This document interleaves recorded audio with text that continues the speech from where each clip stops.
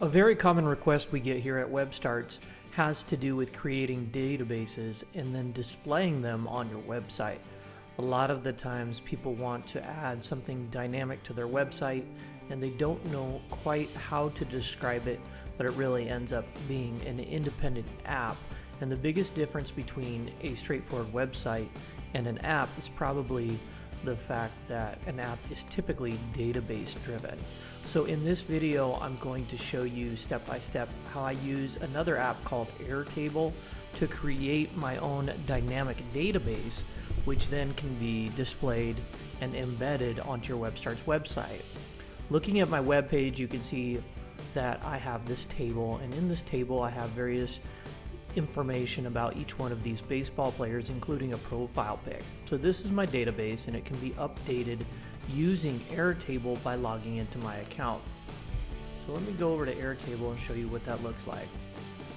When you create an Airtable account or log in, you'll see several different databases that have been already created by other users and saved as templates. So you might find one that works well for your website amongst the pre-configured or pre-designed templates.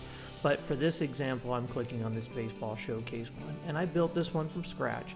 And what you do in Airtable is you create the various columns and also rows, and then you just enter data into those rows. So for example, if I wanted to put a number in here, I could simply do that, and then it would update on my live website as soon as there's a refresh. So if you look at the name Juan Garcia,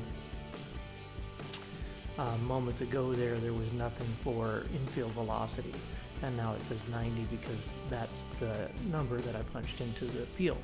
So it all updates on your website dynamically, and you can create different rows and columns by following the instructions, as well as tables, and Airtable has great documentation. When you're ready to embed that onto your WebStarts website, you click Share, and then go down to where it says Create a Form or Publish a Read-Only View. And I want to create a read-only view and choose Embed this onto my website.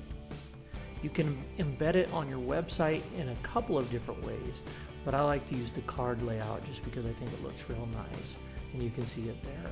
And I want to show my filter controls so people can filter through the data if I have, let's say, 100 players or whatever.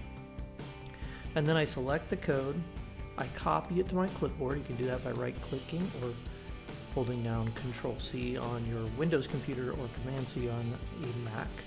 Move over to the WebStarts page editor, and I'll go ahead and remove what I've already added there.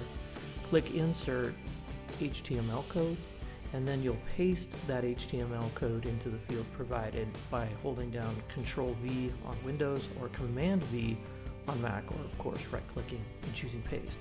Click OK, and you can see that that's now displayed on your page. You may have to reposition it by dragging and dropping it a little bit, and then once you have this set up in a way you like, you can just save your changes and then view it on the live website. Also notice that it's essentially an iframe, so that means you can reduce the height of this data-driven table, and you can save it, and if you do that, it will allow you to scroll through the data on the live website, so you don't have to take up all of the screen real estate. So that's it for creating some dynamic databases and displaying them on your website using both WebStarts and Airtable. I hope you found it to be a helpful video, and don't forget to visit webstarts.com to create your own free website.